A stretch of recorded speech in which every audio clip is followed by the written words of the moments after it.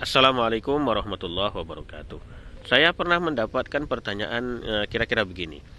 Apakah berdosa seseorang yang membaca Al-Quran tetapi dia belum bagus, belum baik bacaan Al-Qurannya itu, belum lancar, masih ya terbata-bata lah gitu kira-kira membaca Al-Qurannya itu. Artinya belum bagus ya.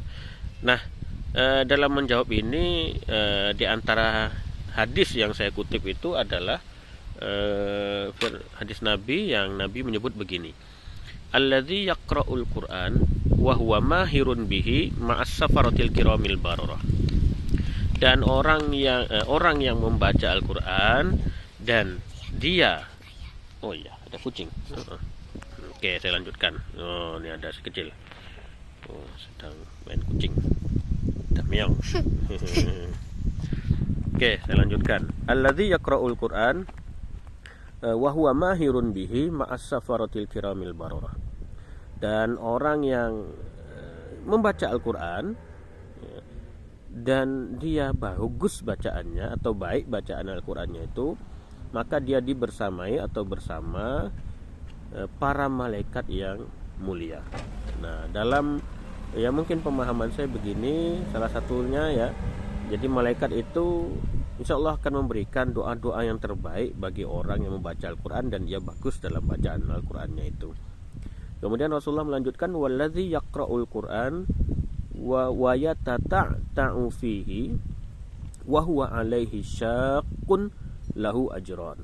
Dan orang yang membaca Al-Quran dan dia itu terbata-bata, jadi belum fasih lah, belum lancar dalam membaca Al-Qur'annya itu, tapi dia membaca, dia membaca, semangat untuk membacanya itu ada.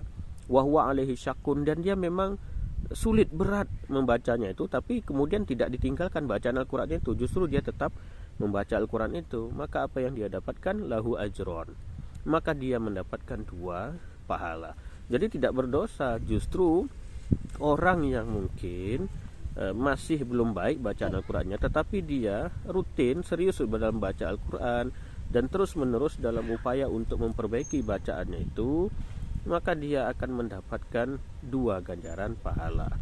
Maka dalam pemaknaan ajron ini, 2 pahala itu ada yang memaknai dengan 2 hal. 1, pahala karena dia mau membaca, mau terus dalam baca dan belajar Al-Qur'annya itu sudah dapat pahalanya.